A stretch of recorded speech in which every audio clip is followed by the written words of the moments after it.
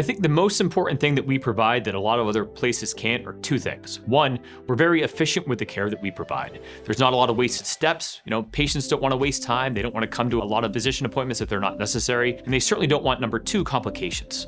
Our level of complications is much below the national average, much below the regional average. And when you are able to provide patients with expert care that is an efficient process as well, they're going to keep gravitating to the care that you provide. I think all of us hold each other to very high standards. And the more high standards that you hold other people to, you will also hold themselves to.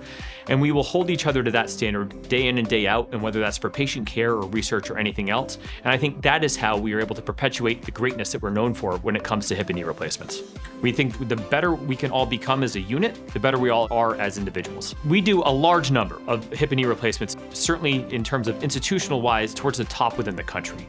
By no means does that mean we're a conveyor belt where everyone gets treated the same. We really try hard and specialize in individualized care for each patient. Some places can do very good revisions. Some people can do very good primaries. Some people can't do other surgeries that are included in our specialty. The surgeons at Rothman Orthopaedics can do them all, which allows us to provide a large breadth of care to a large number of patients in a very efficient and effective manner. We're going to provide you with care that you can't get somewhere else. We are as good as it comes when it comes to hip and knee replacements, and I have no issue saying that. And the reason for that is because of the training that we've received, the standard that we hold ourselves to, and the experiences that our patients are given.